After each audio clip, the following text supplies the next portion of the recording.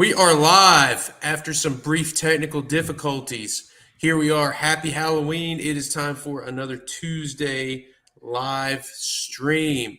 Noah, how are you, sir? Zach, I'm good, man. I'm excited. It's Halloween. Actually my wife and I bought our first house a few months ago, so this will be our first time passing out candy for Halloween. So we're pretty excited about that. But and also the NBA. Like we're like not more so me than her, but excited about the NBA being back a week in and kind of a big trade. Kind of a big trade, yeah. First things first, congratulations for the first time home buyers. That Oh, is I very appreciate that. exciting. And what kind of candy will you be handing out? I'll be walking around getting candy with my kids and then stealing it later when we get home. What kind of candy are you handing out tonight, man? Something good? You have the method right. No, we whatever she bought. I don't know what we're passing out. So some That's a chocolate, great answer. some more like sugar candy. Whatever's left over that we don't eat will be getting passed out to kids. That's great, man. And do you have a Halloween shirt on right now? Is that a Star Wars Halloween shirt? It is. It is my Star Wars Halloween shirt. This is the most Halloween thing I have. So I yeah, love it, man. Did you watch the new Ahsoka series, dude? It was, oh my God, it was so good, and it was way better than I expected, man. of course, dude. Yeah, watched it. Like kind of went into my office at 10 p.m. every Tuesday and turned off all the lights and just enjoyed watching Star Wars or new Star Wars, which was a lot of fun. So yeah, I'm excited for whatever they do next. That is great, man. As somebody that has listened to a few of the Thrawn audiobooks, I was delighted by the series. So, all right. Uh, Anyway, that's enough Star Wars talk. You guys are here for fantasy hoops and maybe some candy talk, maybe some James Harden talk, some trick or treat, some spooky action today. So let's get started. Overnight, while we were all tucked in, snoozing, warm and comfortable in our beds, James Harden was traded to the Clippers. Initial thoughts for fantasy basketball, Noah. yeah, Zach, I got done blurbing about 20 minutes before this, or maybe a little bit before that. I ended up going to bed about 20 minutes before this trade went down. So I woke up about 9 hours after it happened and realized like still trying to figure out exactly what was going on. Anyways, seemed like kind of a strangely, I don't know, just a strange deal for a guy that's a former MVP. Like obviously he's not what he used to be, and he was just sitting there. So at least they were able to get something, but multiple picks back, multiple firsts, and then like three older veterans and KJ Martin, who I was kind of excited about seeing him get minutes with the Clippers. I would say maybe he could with the 76ers, but then again, they literally just traded for four power forwards. Like, I don't, that's, that it's kind of a weird way to look at that because it's like, sure, like value wise, okay, like 2 firsts, 2 seconds, I believe is what it was, and four or three veterans and an upside young guy. That's pretty good return for a guy that's nowhere near what he used to be. But they acquired four power forwards. Excuse me. They also gave up PJ Tucker so they can replace PJ Tucker with four power forwards. And then like Paul Reed, like what does that mean for him? I think he had a lot of hype heading into this season because people were saying he can play minutes alongside Embiid, which could get him to 2025 a game, 2025 minutes, I mean. But they just added all of this depth, not down low, but like at the four. And it just seems like Paul Reed's going to be stuck as the backup center for Joel Embiid, which basically takes away all fantasy value that he could have as of now, unless they are able to make more moves. Probably would be closer to the trade deadline. We don't see a ton of trades throughout the season, maybe one or two here and there. So on the 76ers front, like it was good. I guess they got value back for a guy that wasn't playing. Yeah, and then for the Clippers, I have no idea how that's going to look. It's going to be weird trying to see them trying to like make all of this work. It'll be intriguing to watch the first few games with James Harden in that rotation. Yeah, man. I think Russell Westbrook is, if you were keeping a hold of him, he's gone now. I think his value is out the window. But man, are we looking at the most improved player in Philly right now in Tyrese Maxey, ranked fifth in per game fantasy value, 36-6, erupting before our very eyes. Do you see any sort of downturn in his future, or do you think these are the type of numbers we can expect rest of season from Maxey? I'll say through February. I think we can expect that, maybe not quite to that extent, but like really, really good value from him at least until February, because he was awesome 2 years ago before the Harden trade when Ben Simmons was sitting out. And this return that they brought back isn't going to impact him at all. So he's going to be the number 2 option, is going to be able to put up really, really good numbers. However, in February, I could easily see, it looks like to me, if I'm speculating, that a trade with either the Raptors or Bulls could easily happen where they're able to acquire a guy like an OG Anunoby or a Zach LaVine or a DeMar DeRozan, like bringing in another veteran to give them kind of a third star alongside Maxey and Embiid, which would take away some of that from him. But the difference is that when they brought in Harden, it took away from his value. Harden had the ball in his hands all the time.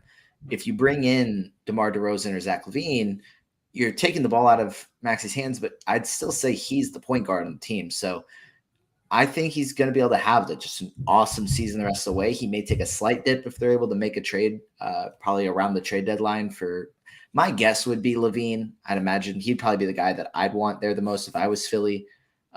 But it'll just kind of depend on what moves they're able to make. But Maxey feels safe for about the next, 3.5 months around that. And what are we making of DeAnthony Melton? He's been disappointing through 3 games. I think some people's initial reaction are, wow, Harden is gone. So, Melton is a big winner. But, I mean, his disappointing week came without James Harden. Harden was on the bench, tackled by security at the airport, whatever he was busy doing. So Melton, this is what Melton's been doing without Harden. Do we see any change moving forward? Was this just a bad week and better days are ahead for DeAnthony Melton? Are you holding? Are you panicked right now? How do you feel about DeAnthony Melton? I'm not panicked. I think it was just kind of a slow start to the week. We've seen what he's been able to do in the past, over the past few years when he's had an opportunity at big minutes. It was just some bad games. I'm not too concerned. Like, he's still really good at providing threes, steals, like pretty good blocks for a guard, in a higher volume role, some points and assists as well. So I'm not very concerned at this point. I think if we go a couple more weeks, then it's like, I don't know what's going on, but maybe he's just not playing well. But as far as the factors, I'm just going to kind of give him a couple weeks to get back on track. All right, it's the usual song and dance for DeAnthony Melton. We love him, we hate him, and it's just a vicious cycle. All right, let's get to the comments here. Let's get to the questions. What do we have first? I want to be able to watch the PGA golf tournaments live each week. Full coverage. I live in Canada. Diane, if you ever start watching hoops and start playing fantasy basketball, this is the show for you. Please come back to us. Unfortunately, I do not have any information on golf, but shout out to our friends in Canada. Sorry, Diana. I don't either, so apologies. Hey, fellas, thanks as always. I know it's early, but owning Andrew Wiggins, I assume you don't mean Aaron Wiggins, has been very frustrating so far. How long a leash should I give him? Okay, what's your panic meter on Andrew Wiggins? How long before you really start to panic? Now, I know you're usually a cool and collected guy, but how do we feel about Andrew Wiggins? Man, I was super high on Wiggins heading into this season too, and this has been about the exact opposite of what I expected from him. So I'm not ready to panic yet. Week 1 is weird. So I think if it goes through a few weeks and it's just not getting better and you're like, okay, like they just have other options that I guess they're happier with, like having Chris Paul there kind of impacts this, having Draymond back kind of maybe. I think it's something that we give it a couple more weeks. I'm not going to drop him by any means, but it has certainly been very, very disappointing. I have him in a number of leagues, so I'm right there with you with the frustrations, but I'm giving it a few more weeks before I make any rash decisions. Yeah, I agree with you. I think we give it some time. Obviously 25 minutes a night is not going to get it done for him. Field goal percentage below 40%. We know that his efficiency has been really good since joining the Warriors. So I think that number is due for some positive regression, which is dragging down his fantasy value significantly. But yeah, man, lack of contributions in pretty much every category right now. I think it's certainly alarming. What do you make of the Warriors in general right now? Chris Paul, Jonathan Kuminga, Steph Curry, who was absolutely phenomenal last week. Any key takeaways here for Golden State?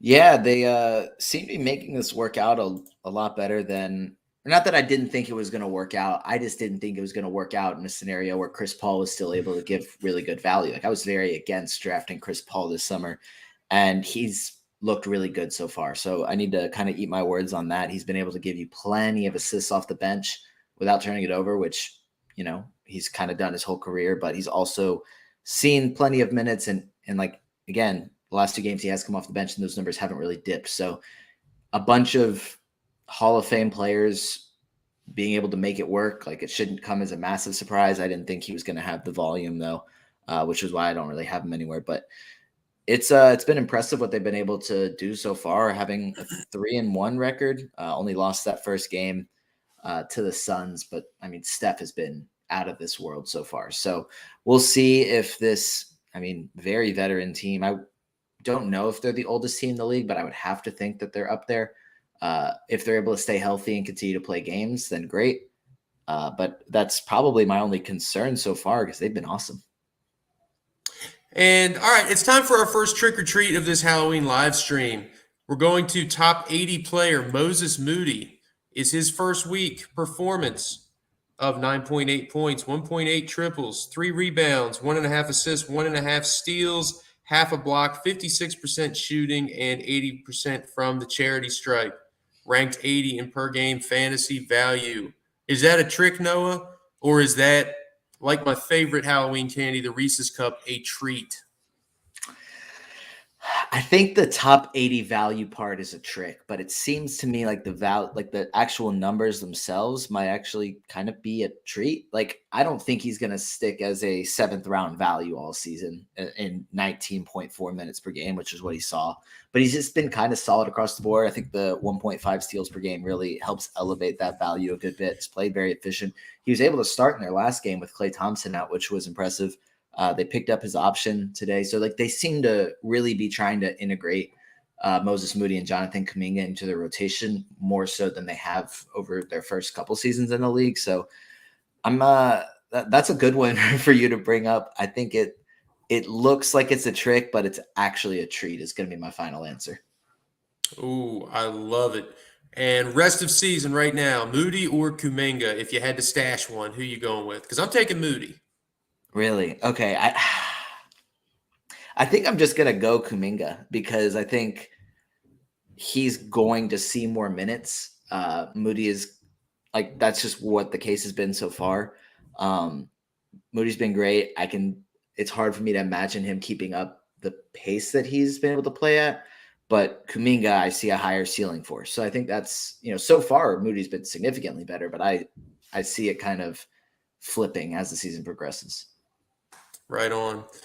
And no, I gave you my favorite Halloween candy, the Reese's Cup. I love anything chocolate peanut butter. What is your 1-1 of Halloween candy, your Nikola Jokic of candy, if you will? Man, so just so I can get like some parameters for my answer here, is it something that you can realistically get when you're trick-or-treating, or is it like any sort of like candy? If I go to the gas station, I can get this too. No, you're a grown ass man. You can go to the store and get any candy you like at any time, my friend. Give us your top pick. All right, so I'm a huge chocolate peanut butter guy as well. If it's something that's probably actually going to be passed out for like candy, like just a common one, Reese's is mine as well. But if we're talking about like I can go to the gas station and just pick up one piece of candy, like what am I doing? It's either the chocolate peanut butter Snickers or the chocolate peanut butter M&M. So I'm like right there with you with the chocolate peanut butter thing. And yeah, I try not to go to the gas station and go inside and get something because I tend to walk out with one of those. My man, no wonder we work so well together on these live streams. All right. We got some more questions from our man Black. And does LaMelo turn it around? Again, really frustrating start. Used a first round pick on him. Didn't expect amazing field goal percentage, but yeesh. I think this guy's writing in haikus, man, just the way it's kind of rolling off the tongue here. What do you think about LaMelo so far? Yeah, I mean, the field goal percentage has been abysmal. I think that again, like I think we're just going through and just going back on every take I had and just saying how bad it was. I was consistently trying to get LaMelo and Trae Young and pairing them together for a punt field goal percentage build. And if you're trying to lose field goal percentage, those two guys are certainly helping you. But obviously, that's not what you're trying to do. But I think, you expect that. He's only hit 2 threes per game so far. I think he hit 4 per game last year. Like, he's not going to shoot 25% for the season. I would imagine he doesn't have any issues getting over 40%. Same thing with Trae Young, even though they've both been horrible from the floor to start the year. So it's going to get better. There's no reason to sell low on him or anything like that. He's still providing solid value in other areas. I mean, 9 assists, 6 boards, 1.7 steals. The 2 threes aren't bad. They're just not what you're expecting from him. So there are better days ahead. It's been really bad for everybody that Noah said to draft, but better days are ahead. Yeah, man. And so I'm just looking at this here. If you're punting field goal percentage, like you mentioned, field goal percentage abysmal. He was in terms of Z-score impact last year, which is what we use to calculate overall fantasy value. He was dead last season in terms of number of shot attempts and field goal percentage. This season, shooting 25%. So that means 1/4 of his shots are going in. That's not sustainable. That will tick up, and with it, obviously, more made shots means higher, scoring average. More triples are going to be going in for you. But if you're punting field goal percentage, still ranked just inside the top 30, that's a concern if you spent a top 10 pick on LaMelo, which I'm sure many people out there did. But we will wait and see what happens when the field goal percentage improves. It has to, right? It will, and honestly, the threes will have to go up with it because he shoots so many. He's just been awful. He chucks from deep, like he'll just do it. So the threes will go up as the shots go in. So this is a reverse treat right now, right? So this is or a reverse trick, I should say. So he has been abysmally bad thus far, and that is a trick. He will improve. He is tricking you into thinking he's going to be bad this year, so that when you trade him, then he'll be good. That's how this works. So just keep your candy. Yeah, if you were trick-or-treating for fantasy players and you knocked on LaMelo Ball's door, you would have gotten a rock. But we are expecting him to be a piece of candy moving forward. All right. Sorry to spam early. That's okay, Black. I'm a fan of spam. Used to eat it a lot as a kid for breakfast. Have a meeting at 1 p.m., so we'll need to catch the replay. Does Biyombo coming in make Tillman a drop candidate or still a hold? I don't think we need to spend time on this. He's a hold, right? Definitely. Biyombo will come in for a few minutes, but he's not going to be dropping Tillman to like a minute split or anything like that. So yeah. Okay. Scoot and Dort are on my waiver wire. Would you drop Kobe White or GTJ, Gary Trent Jr., to add them in a 9-cat league? Noah, are you dropping Kobe or GTJ for Scoot or Dort? What do you think? I think I want to just verify my numbers before I just go ahead and say what I would want to say. I think you go ahead and drop Kobe White for Scoot Henderson. That's probably what I would do. I think Scoot has been really bad to start the year. So why somebody dropped them, I get it. They were probably really frustrated, whatever. Scoot's not gonna he'll be better as the season progresses. He's a first year point guard and he's playing on a bad team. He's going to improve. It may just take a little while, which I think everybody kind of expected coming in, that field goal percentage and turnovers would be bad. He just hasn't been as good in other areas we necessarily expected after a really good summer league and really good preseason. I would just want to add Scoot if he's on the waiver wire and just stash him, because come January-ish or maybe even February, he's going to be really, really good. That happens all the time with rookie point guards. They struggle really early, and then halfway through the season, they really turn it on. This is probably, Zach, I speak in Hawks examples because that's just what I know. But Trae Young was not very good the first half of his rookie season.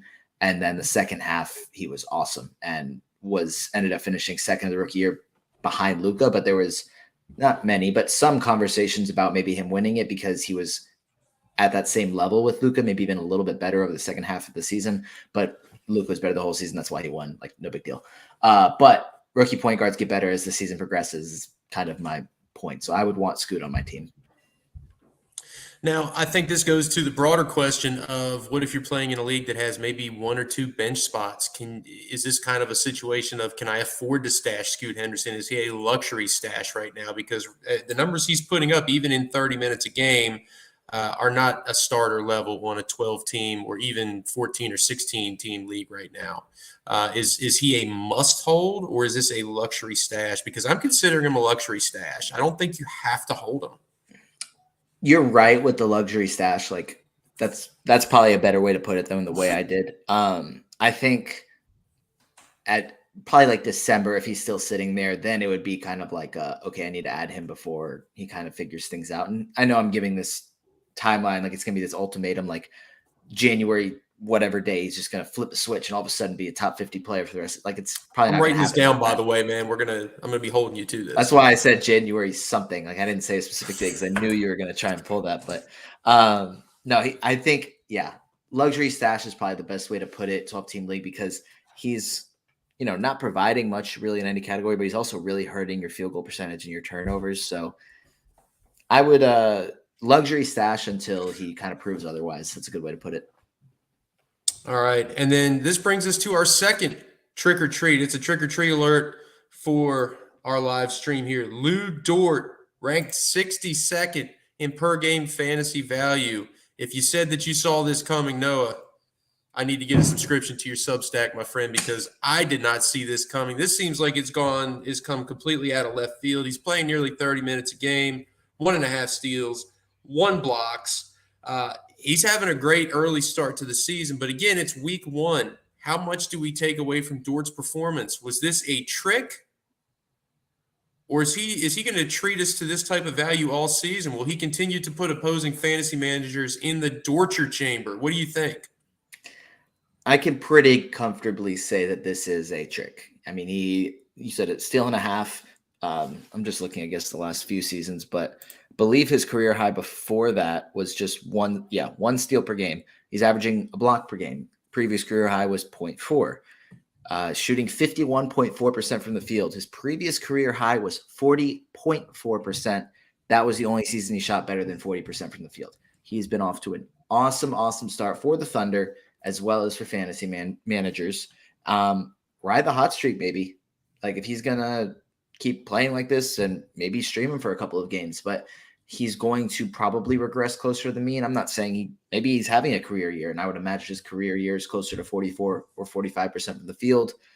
I don't think he's maintaining a steal and a half, a block, and 51% shooting over the course of the season. All right, there you have it. Lou Dort, an absolute bust, according to Noah Rubin. All right. Moving on. People aren't paying attention. Like they're probably zoning out a little bit, and everybody's going to hear, oh, Lou Dort bust. Okay, no, Rubin said it. Like he's a bust. We're holding this January date for you for Scoot Henderson. We're keeping the receipts here, man. This is a very make or break show, I think, for you, man. Yeah, wait, we're live. I forgot about that. All right. Would you guys trade Zion for Garland in a 12-team 9-cat? I would do this yesterday, man. I would get in a time machine and go back and hit this before you even tuned into this goofy show that we're doing right now. Absolutely. Yes. Deal. All right. Yeah. Moving on. Jason, thank you for another question, my friend. Also, drop Sohan, Matherin, or Reeves for a streamer in Gordon. I'm not sure if this is – I'm assuming Aaron Gordon. Probably not Ben Gordon. That's a good point, Zach. Oh, that's true. Probably not. DeAndre Hunter, Tim Hardaway, or Jalen Suggs in a 12-team 9-cat. What do you think? There's a lot to unpack here. Are we dropping Sohan, Matherin, or big Austin Reeves for any of these guys? I don't think I am. I think DeAndre Hunter has been playing really good, but I don't know if I'm dropping any of those guys for him. He's giving buckets, but he's not like I think he's been able to even get a little bit more defensive stats than he's accustomed to, but yeah, 1.3 steals, but he's been shooting 57% from the field. That's not going to stick, especially with like he's not getting many shots at the rim. He's huge on mid ranges and some catch and shoot threes. So he's been really good to start the year, but I don't think he's going to maintain that level of play. So probably not DeAndre Hunter for any of those guys. I think the one I would consider dropping though is Mathurin. I think Reeves is a guy I was low on, or lower than consensus. And hasn't been good at all to start the year, but I think that's also kind of his worst basketball is some of what we've seen so far. So he should probably, get better, I would assume, better than the other guys. And same thing with, not same thing with Sohan, but Sohan is a starter that has provided pretty decent value, if I'm not mistaken. Okay, so the efficiency is a little bit worse than I expected, but Mathurin's probably, now I'm second guessing myself, Zach. Maybe Mathurin isn't the one I would drop. Maybe Sohan is. I don't know. I don't think I'm really going to drop any of these guys is probably my final answer because Hardaway's hot, Hunter's hot. I don't know. Eric Gordon is going to go back to the bench as soon as Devin Booker and Bradley Beal are back, whenever that happens. I don't know. So a few more games. But I think Sohan, Mathurin, and Reeves are more like season-long assets, whereas the four options here are just streamer guys. So I don't know if I'd drop the first three for these four. Yeah, I think that's totally fair. I would be just fine dropping Mathurin, to be honest with you. He's dealing with an elbow injury right now, sustained that yesterday. He's playing less than 24 minutes a game. Indiana made several key acquisitions in the offseason. They're getting some good play from Nembhard, from Neesmith. They're getting Jalen Smith is actually playing really well off the bench. So they're getting contributions from a lot of different guys right now. So I'm fine with dropping Mathurin and go streamer. And yeah, thanks for clarifying. I was thinking maybe Aaron Gordon, but if we're talking Eric Gordon, the old man out in the desert, and no, we're not talking about you, Raphael Johnson. We are talking about Eric Gordon. I would not be picking him up. Yeah, no, if it's Aaron Gordon, yes, pick him up. If it's Eric, then yeah, just leave him there. And Suggs has also been really good to start, but looking at it, his value, he's a fourth round value right now. 1.7 steals, 1.7 threes has really helped. Hasn't missed a free throw, but doing it in just 24.7 minutes per game while shooting 37.9% from the floor. He's never been great with his field goal percentage, so I would assume that value starts to go down as he plays more games. He's been really good to start. So yeah, I'm pretty comfortable saying that yes, all four of those guys are playing pretty well, but I'm not giving up on the previous three aside from maybe Mathurin at this point. All right. And of course, man, I had to get a little shot in at Raph, man. It wouldn't be a live stream if I didn't. All right, 12-team 8-cat Roto. This is your preferred category of fantasy hoops, from what I understand, Noah, not Dynasty. Would you pick up THT, Slow-Mo, DeLon Wright, Bogdanovich, or Alec Burks as your last roster spot, safe play, or a flyer on Zaire Williams, or the cool baller out in Washington? What do you think? I personally don't think that THT has ever been described as a safe play, which I think is awesome that it was here. But I think so far, based on the season, I'd say I might actually go Zaire Williams. He's been pretty solid so far, if I'm not mistaken. He's still starting in Memphis. I think Zaire Williams is probably the guy I'd go with, but let's see. I'm going to say Zaire Williams. I think among that first group as the safe play, I might actually go THT for the time being until he inevitably loses his starting spot to Keontae George. All right, fair enough. And what do you think about Alec Burks, ranked 65th in per game fantasy value right now, 15 points, 3.5 triples? Noah, you know what time it is. Is he a tasty Halloween treat, or is he a trick? Will he egg your house? That's a trick, man. I think he was starting, I know during the preseason, I think also some point during the regular season as well. Been playing a pretty sizable role off the bench, but he's not the starter now. Like Killian Hayes is the starting shooting guard. And Detroit is a pretty young roster, so plenty of times a veteran like Burks is going to be able to come in and have a really good game while playing a pretty good sized role as well.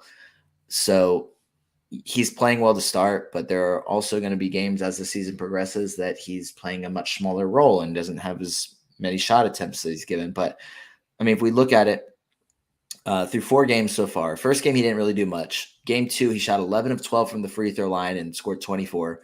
Second one, he hit 6 threes. And the third game, he had 7 assists. So his value is really inflated by couple of really good performances, but none of those things are what he's going to be able to do consistently. Like he's not going to be able to do any of those consistently as the season goes on.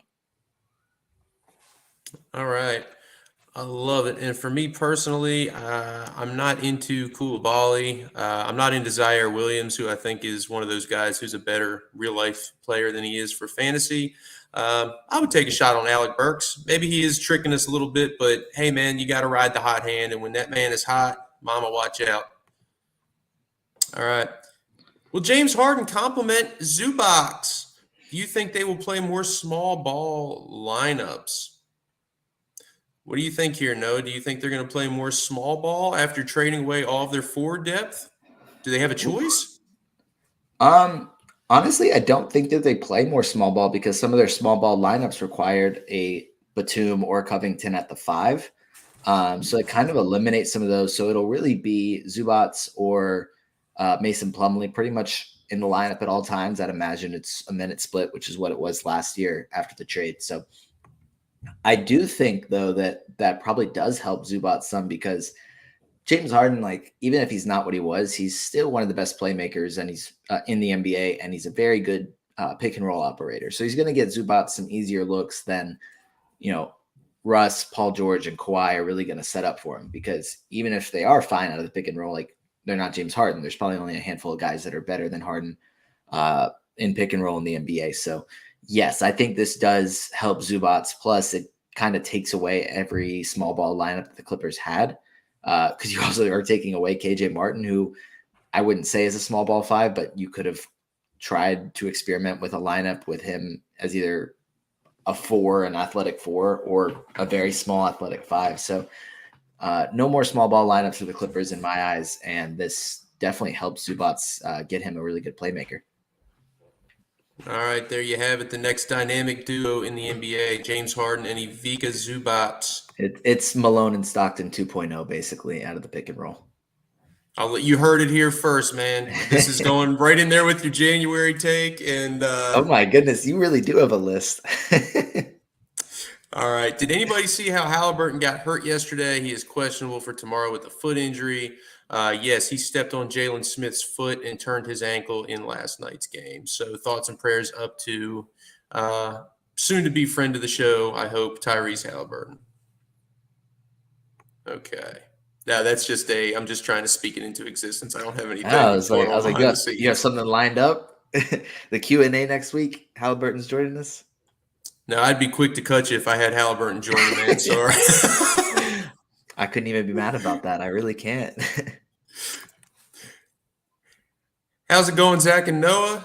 Thank you, Nomad, for the personal touch. You don't just stop by for questions and answers. You stop by and ask the personal touch, man. How are we doing? We're doing great. I'm doing good. I'm sure Noah's doing good. Harden to Clippers, meaning Terrence Mann is a drop. Yes.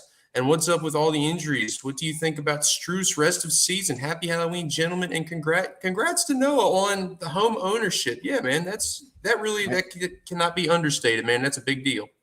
Thank you, Nomad. I appreciate that. Happy Halloween to you as well. What do we think about Max Strus? Rebounds have been way up. Scoring has been good. Obviously, they've asked him to play some power forward. They've asked him to take on some more minutes and some more responsibilities. Jared Allen hasn't played this season.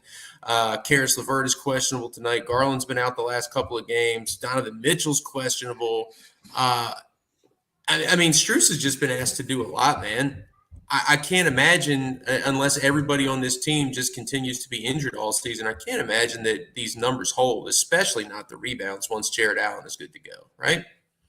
Yeah, I think that man's tricking y'all. I think that's what Russ said about Pat Bev, and I think that's kind of what I'm going to say about Max Strus. Like, the rebounds are not going to be there when they have Jared Allen and Evan Mobley down low. He's been great from 3, like scoring 27 and 21 in 2 separate games. Like, yeah, like that's something he'll be able to do. Not 20 points, but give you multiple 3-pointers per game is something he'll be able to do consistently, even when the team is fully healthy. Mitchell's questionable. Garland and Jared Allen are out. So yeah, he might actually continue to be able to put up some really big numbers. The minutes have been really heavy so far. So I like him short term. I don't really probably want him rostered long term. I think once they have their kind of core four healthy and he's the fifth option in the starting unit, he can give you threes and that's about it. As far as Terrence Mann, I don't really know that I had Terrence Mann rostered before. So I would say that he's a drop certainly now because he's not going to be starting. I don't think he's not going to be starting. What am I saying?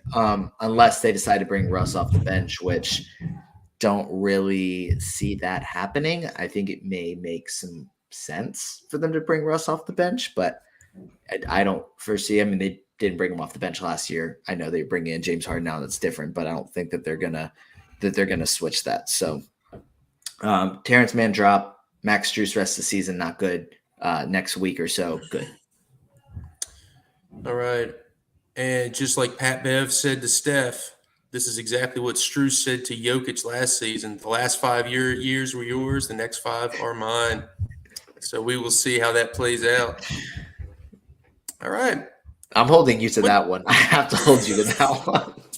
Strus is not only going to be the best player in fantasy basketball this year, but for the next 4 seasons after that. So I expect you to take him in the first round every draft you do for the next 4 years, Zach.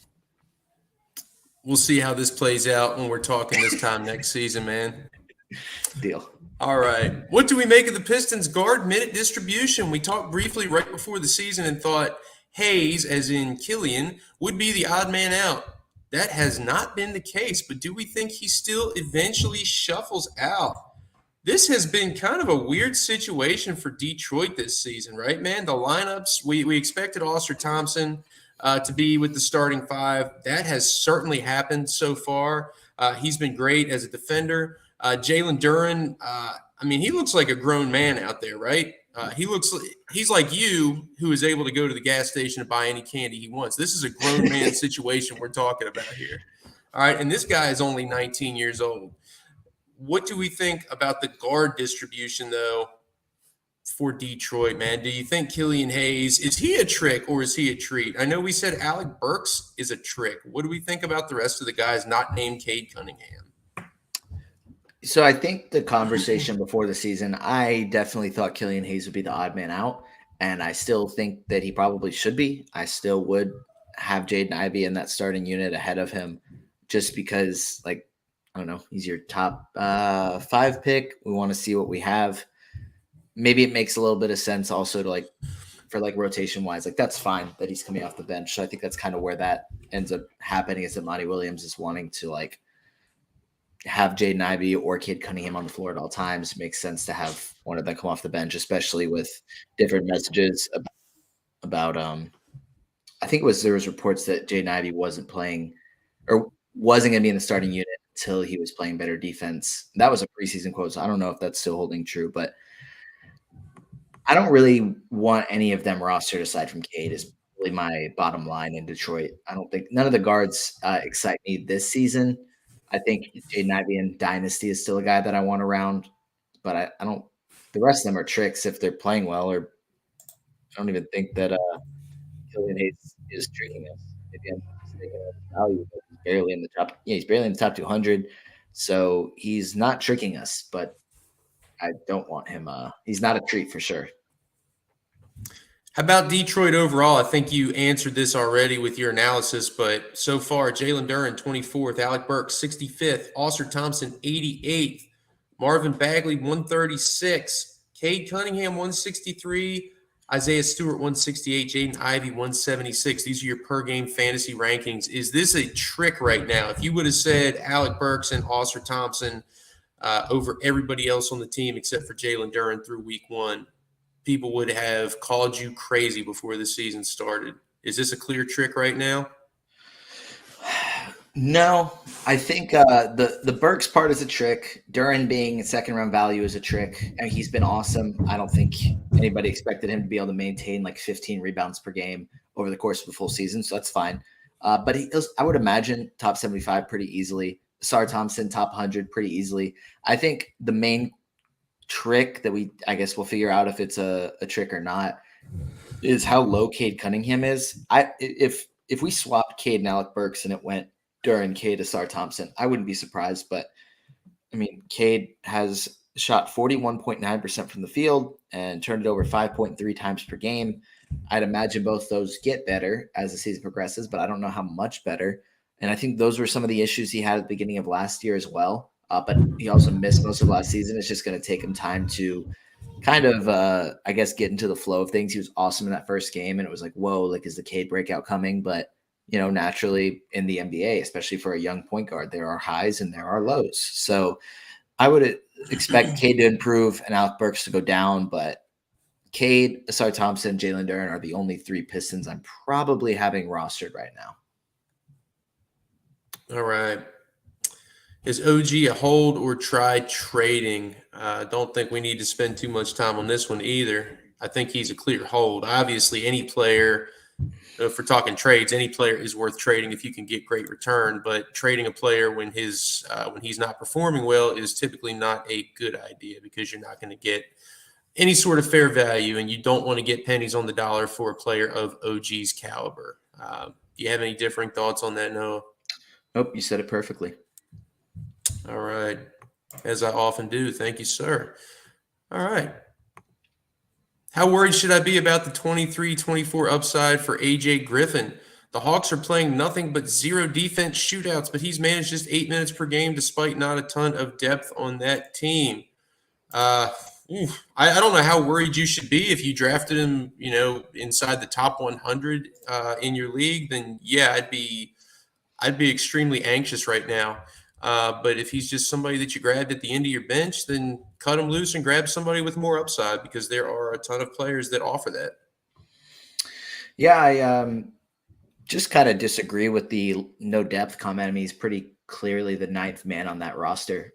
So I think I love his upside, especially for Dynasty. Like, he's a really, really talented player, but he's still younger. Trey and DeJounte are going to start.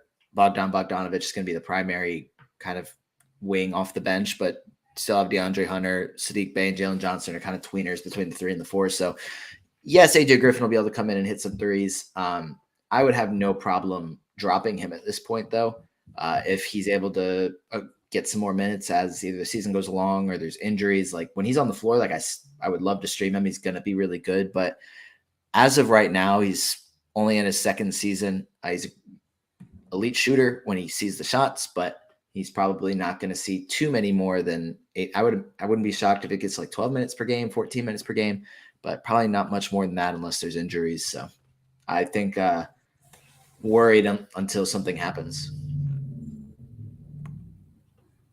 From Skeeter 221, man, people are coming for the Hawks comments here, man. They know where we get the bread and butter on this show. Onyeka breakout season coming.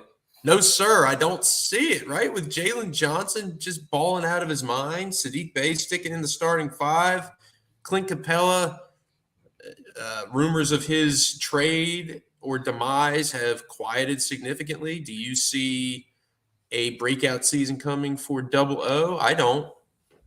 It would have to be a Capella trade. I mean, goodness, I would have traded him after the Knicks game. Goodness, he I don't know if you were watching it at all, Zach, but he literally had a wide open, like, caught the ball, had to place the ball on the rim, and like it like bounced out. And then late in the 4th quarter, and then Trae Young gave him a lob and he missed a dunk late in the 4th quarter, and then started off the Bucks game with 2 other just really easy shots that he missed. And I was ready to trade him there. He's still an incredible rebounder, incredible team defender. But some of those missed layups are very frustrating. But I don't expect the Hawks to trade him before February, and they still may not in February. I don't expect them to just kind of move in a Okongwu into the starting lineup based on what we've seen so far, even if I would do that or do think it's a smart move to do. I don't think that that's something that the Hawks are going to do. So the breakout is going to be on pause until further notice. And it's probably, I mean, it's where it's been the past like 2 or 3 years. Like, until he's starting, he's just going to be showing flashes off the bench. All right. Time for another trick or treat. Cam Thomas Oh my goodness, man. We've seen so many bucket getters out of LSU, and this is Cam Thomas's world, and apparently we're all just living in it, man. Is he a trick or a treat with these string of 30-point performances? He seems unstoppable. This is the definition of a trick. Um, like, this is not me saying, guys, Cam Thomas stinks. Like, he's not actually going to be able to keep doing this like we saw what he did in the past, 3 40-point games, then out of the rotation. I don't think that's really the case this season. I think he's going to be bare minimum their sixth man and has a case to be a starter, even when everybody's healthy. But he's not going to keep scoring 30. He's not going to average 30 points per game this season, Zach. I'm sorry. I know like that may disappoint you, but he's just not actually going to lead the league in scoring. I know him and Jordan Poole are your top two scorers in the NBA, but I think that Cam Thomas as a good sixth man that can average 15, 18 points per game, maybe a couple other stats here and there, really good from the free throw line. That's probably what you're going to get over the course of the season. The field goal percentage, let me, as I'm saying this, pull it up, but it's been off the charts if I'm not mistaken, which is a big reason that he's been as good as he is. He has shot 61.4% from the field, and we know that he's not sitting there getting layups. Like, he's taking tough shots, step backs, threes. So he's been en fuego to start the year, but that's going to kind of change. Just like he's not going to average 33 points per game and shoot 61.4% from the field. It's going to go down. Yeah, I have to agree with you. I do think he's going to be much better this year than we thought, but you're right, man. And Fuego is the perfect definition. Averaging over 30 points per game on better than 60% shooting is absolutely not sustainable, especially if you are, unless your name is Shaquille O'Neal, because clearly he is not taking high percentage shots all the time. Okay. But I don't think Bridges is a sell. I don't either. Unless you're going to get second round value for him, which is probably where you drafted him. And I know it's early to be saying this, but you, me, and Raph all said before the season started, don't take him in the second round. He's not going to live up to that lofty billing. And thus far, he has not. So, but I don't think he's a sell. Again, when a guy is underperforming, in top 40 is underperforming for a guy that was drafted so high. But otherwise, he's doing great.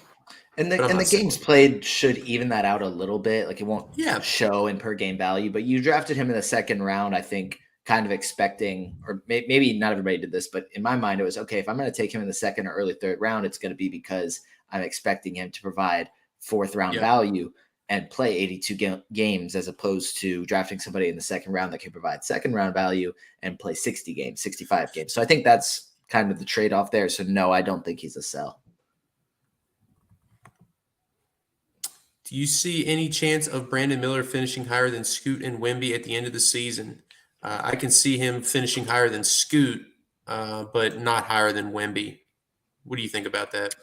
Yeah, same thing. He's definitely going to finish higher than Scoot because, like I said, Scoot's going to have struggles with field goal percentage turnovers, like as we've seen. That's not going to really go anywhere, even if he starts playing better. Wemby the blocks are going to inflate his value. He's going to finish significantly higher, and he's been really good.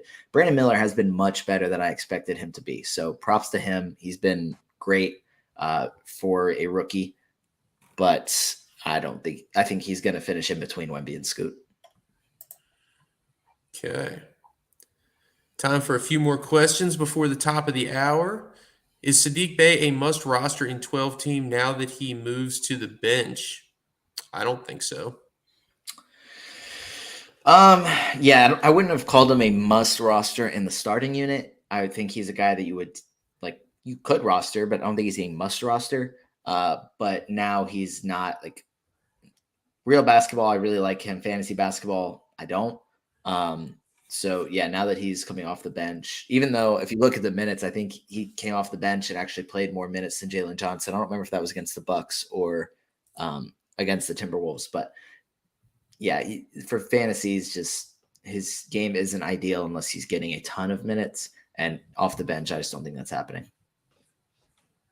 Okay. All right, we have a trade here, a trick or trade. And sorry, I'm not trying to infringe on Pokemon's trading cards at Halloween. My Luca and Kawhi for their SGA, Garland and Jalen Williams. Who wins this trade, Noah? I think I would actually probably go with the SGA, Garland and Jalen Williams. I think a factor to consider is you're bringing in a third player. Who do you have to drop? Because I guess you basically have to consider who you'd have to drop as part of that trade, which probably isn't anybody all that. But having that extra depth, I think, is great. You're getting SGA, Darius Garland, Jalen Williams. I know Garland's missed time early, but all three of those guys are not quote unquote injury prone. Kawhi, you can't bank on it, but if he plays 60 games, 55 games, like nobody's going to be shocked. And a lot of people will be shocked if he plays 65 or 70, even though we kind of hope that he's able to do that. And Luka's been incredible to start the year. But again, I think he's averaging, what is it, like 39 points, 12 rebounds, almost 10 assists, and like 6 threes or something ridiculous. He's not going to do that over the course of the season. So I think I might actually do this and take the SGA, Darius Garland, Jalen Williams side. I would too. And in a 2-for-3 trade, typically the person offering more is not the one that is going to win the deal, or the person getting more. But in this case, I mean, Luka and SGA, those are kind of a 1-for-1 swap, in my opinion. And then that begs the question, is Garland and Jalen Williams for Kawhi, who wins that trade? And in my opinion, that's Garland and J-Dub's side. Okay. Let's go for 2 more questions here. I'm going against teams this coming 2 weeks that I can easily beat. Ooh, Kool-Aid tripping. Hopefully you're not setting yourself up for a major fall from grace here. Is it wise to pick up Miles Bridges and see what happens? Is he playing this year? No. Would you pick up Miles Bridges with the confident stash, knowing that you are going to destroy anything and everything in your path for this coming week? No, I don't think Miles Bridges, I don't know. I don't think Miles Bridges should play basketball this year, but it doesn't seem like at this point anything's going to prevent him from playing basketball this year, because the NBA certainly doesn't seem like they're going to step in and say, hey, this other thing came out. He actually is going to have suspension extended. I'd imagine that if that was going to happen, it would have already happened. Personally, I'm still not having him on my fantasy team. I understand that, like, if you're just trying to win your fantasy matchup, that's sure. Like, I don't think that's a bad move from a fantasy perspective. I'm personally not going to have him on any of my teams. And it really does seem like after the 10-game suspension that he's going to play. But anything could change at a moment's notice. And if I had the answer to how many games he's going to play, or if he's going to play at all this season, I probably wouldn't be legally allowed to share it. So, all right. And last question. We had a lot of questions from Thick Leo before, but now we got Slim Leo in the chat. What is PJ's ceiling? I assume we're not talking about pajamas, because those are super comfortable in the fall and winter time. We're talking about PJ Tucker. What is his ceiling, Noah? Zach, after I answer this, I actually do want to see what you think the ceiling is for pajamas. I want to hear that analysis. But PJ Tucker is not a guy to roster in fantasy basketball. He is a really good veteran role player that helps NBA teams win games. He doesn't do anything for fantasy managers. Just leave him on the waiver wire, probably way, way down there where nobody will see his name popped up. All right. I completely agree. PJ Tucker. Wait, what? Is it possible it's PJ Washington? I don't know. It could be PJ Washington. Yeah, someone actually did. Yeah, somebody just. Great minds think alike, my friend. Could it be PJ Washington? I think that probably makes the most sense. And so let's that makes more sense. What is PJ Washington's ceiling? Top 90, right? I mean, that's kind of where I view his ceiling. Yeah, I was going to say top 75 would probably be the absolute ceiling, but I think top 90 is definitely more realistic. I think around 100 is probably where I'd expect him to be. He's been 110 so far this season, but he hasn't really given us anything defensively, and he was actually able to, I think, average almost a steal and a block last season. So, yeah, I think around pick 100. All right. That will do it for today. If we did not get to your questions, guys, please feel free to hit us up on Twitter at Noah Rubin 22, at Zach the Monster. I know we are always happy to answer your questions there. And we will be back next week, not talking as much candy, not talking as much trick or treating, but I'm sure we'll have something good to discuss. Noah, final thoughts for today, my friend. Not any more NBA related thoughts. Zach, are you dressing up for Halloween? I am not, man. I am. What are your kids dressing up as for Halloween then? Okay. So, yeah, my oldest son is a chicken, and he's a chicken. He's a He's goofball, actually man. he's a scaredy cat. Actually, there's no way he. No, I'm just kidding. He's a goofball, man. He's a man after my own heart, dude. He is a giant chicken. That was the costume he picked out of everything available. My youngest son is Draco Malfoy.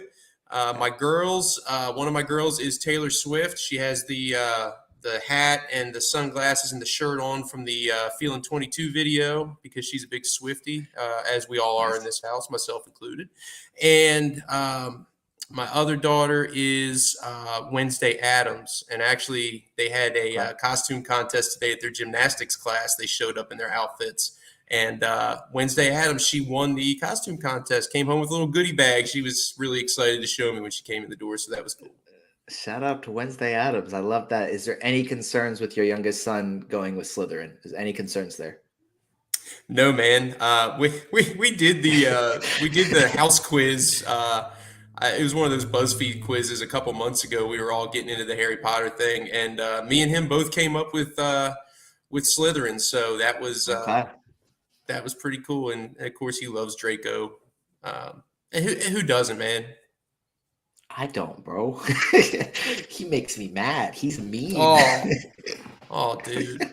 That'll have to be another show, man, about the dichotomy of Draco Malfoy and Harry Potter. He's literally the bad guy, Zach. Voldemort was one of my favorite characters, too. I'm just saying. That's fair. That's fair. And if we're talking Star Wars, man, Darth Maul is my all-time favorite Star Wars. Yeah, character. I think we'll do a whole separate episode where we can just dive into it because you're gonna get me going, and I'm not gonna stop talking about Star Wars. So we can wrap up with that one. All right, brother. Hey, take care, man. Enjoy handing out candy at your brand new home. Again, congratulations, Thanks, and man. hopefully you have some left over so you and the wife can have a little snack tonight. We'll make sure that happens. All right, take care, man. We'll see you next week. See you, Zach.